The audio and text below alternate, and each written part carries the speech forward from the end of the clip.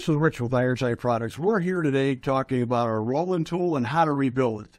We'll first talk about how the tool works and why it wears and what you can do to rebuild this tool. So this arbor, this gets turned clockwise in the injector sleeve. We've got 3 offset rollers in this cage assembly, which this whole assembly goes into the injector sleeve. We got a spring tension unit here. We have a tapered arbor, which we push downward pressure on this arbor and start turning it clockwise. And as you can see, these 3 rollers are actually working now. They're expanding out, so they're tight on this sleeve now. It's actually working. It's doing what it's supposed to. These 3 offset rollers are expanding outward. This turns about 3 turns to 1 turn here. The wear item is, this is to be oiled. This is a bearing surface between these 3 rollers and this arbor assembly. And what happens is it doesn't get oiled every time you use it. A lot of customers, a lot of shops will just go ahead and oil it once. They'll do 6 sleeves. Well, by the time they get to that 5th and 6th sleeve, this thing's bone dry. And this is a bearing surface. It's metal to metal. So this is a wear item. Generally, you can get a couple hundred injector sleeves rolled out with this thing oil. If not, that time consumption gets cut down shorter. So to rebuild this item, we actually have a button head socket cap screw on the end of this tool.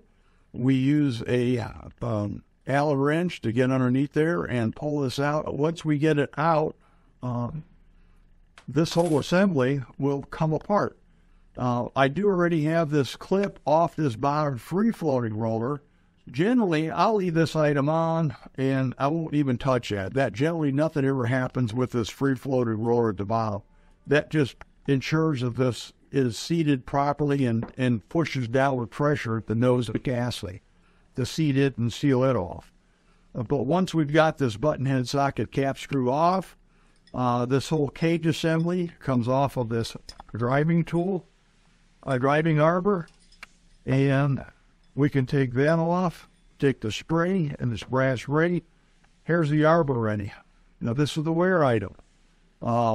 This and these 3 floating rollers that are inside here, we have this retaining ring on top here. I'll take this retaining ring off with these 3 set screws, and we'll get access to these rollers. We take this top retaining ring off, set that aside. These 3 rollers come out. Again, these are wear items. So we got these 3 rollers, this arbor assembly, and this little button head cap screw, socket cap screw on the bottom.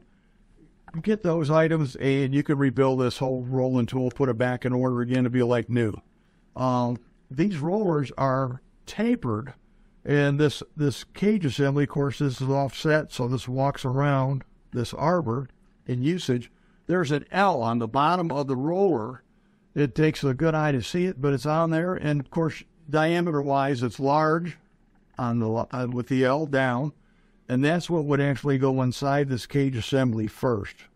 And if you'd have a shop vise, you could set this into, and you could actually set these 3 rollers in. And once you got those 3 rollers in, before you put this spring assembly and all this together, I'd go ahead and put this retaining ring on top here with those 3 rollers in and stick this arbor inside here just ever so gently, and that will hold those 3 rollers in place so they don't fall in. And you could put these 3 Allen wrenches, socket cap screws in there in place, tighten them up, and then that'll hold those rollers in place. Then you can take this arbor assembly out, and we'll put the spring assembly back on with this brass ring and stick this back inside this tool, and go ahead and put your button cap screw back on again at the very end to hold it in tight. So that's how to rebuild this tool. We appreciate your watching, and if you got any other questions, please give us a call. We're here for you. Thank you very much.